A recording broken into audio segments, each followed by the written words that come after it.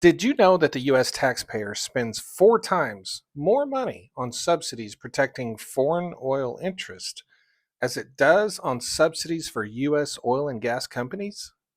Let me know what you think about that by leaving your thoughts in the comments section. But I am going to do a deeper dive into US oil and gas subsidies because it is a topic that a lot of people are concerned about or just want to know about.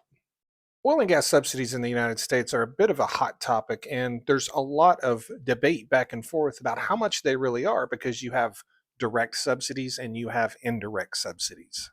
The direct subsidies, which total around $21 billion a year, include tax breaks.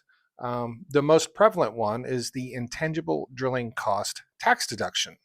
This allows oil companies to deduct up to 100% of their exploration costs up front. What are exploration costs? Drilling a well and completing a well, or restoring an old well to production. And then you have what's called the percentage depletion deduction. This allows oil companies and gas companies to deduct up to 27.5% of the gross revenue from their wells indefinitely. So basically, the first 27.5% of money they make on wells is tax deducted. Another one is royalty relief. Some companies pay lower fees to drill on public lands, but this isn't a huge subsidy. It amounts to about $50 million a year. Another big one is state level giveaways, specifically with LNG export terminals. States like Louisiana and Texas have exempted over $20 billion in property taxes to LNG plants in Louisiana and Texas on the Gulf Coast. Now, those subsidies are pretty cut and dry and pretty clear. There's not much debate on that. The big debate is on what we call indirect subsidies. Some organizations claim that oil and gas companies receive anywhere from $500 billion to $750 billion a year in subsidies due to damages to the climate, climate change, storms, all this stuff that they don't have to pay for. They're calling that a subsidy. I personally find it impossible to figure out how much or how broad of a storm is directly related to climate change. I'm not saying there's not a number attached to that. I'm just saying we have no idea how to figure out what that is. Now, one subsidy that's considered an indirect subsidy, but I consider it a direct subsidy because it's right there, is the $81 billion a year we spend protecting foreign countries' oil supplies. Yeah, 4 times what we spend subsidizing our own US oil and gas companies. This is almost exclusively in the Middle East. We spend a fortune protecting their oil. Another huge one is carbon capture tax credits. We could be looking at as much as $850 billion in tax relief by the year 2045. That's a big one. Now, one of the reasons oil and gas subsidies are somewhat important is because 60% of US oil and gas reserves are not economic without subsidies. And this is why oil and gas firms spent $650 million between 2020 and 2024 lobbying Congress. Yeah.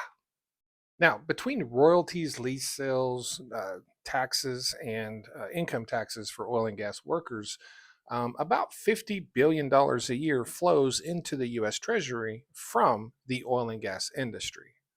And that more than covers the $21 billion in subsidies for like intangible drilling costs, but it certainly doesn't cover the over $80 billion we spend protecting other countries' oil and gas assets. And it certainly doesn't cover any pollution or climate change that is occurring because of oil and gas activity.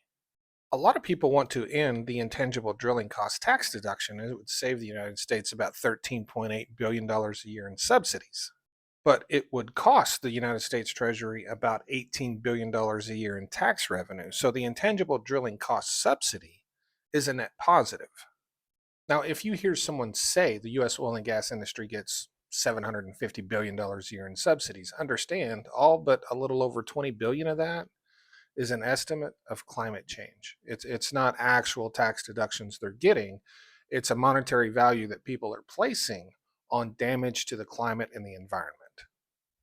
Another thing to understand is these aren't checks that the taxpayer is writing to oil companies. They are receiving this through tax deductions.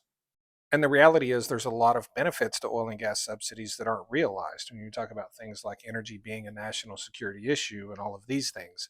When you look at that scale, um, total U.S. oil and gas subsidies and the way it impacts the national security of the United States, what are we looking at? The cost of a fighter jet or two, or three or four? I don't know.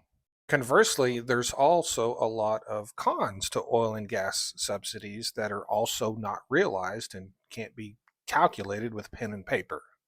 So let me know your thoughts and comments in the comment section. Please share the video. Pretty soon, I'm going to do the same type of video on renewables. I still have some research yet to do on that, but we'll do renewable energy subsidies coming up here really soon.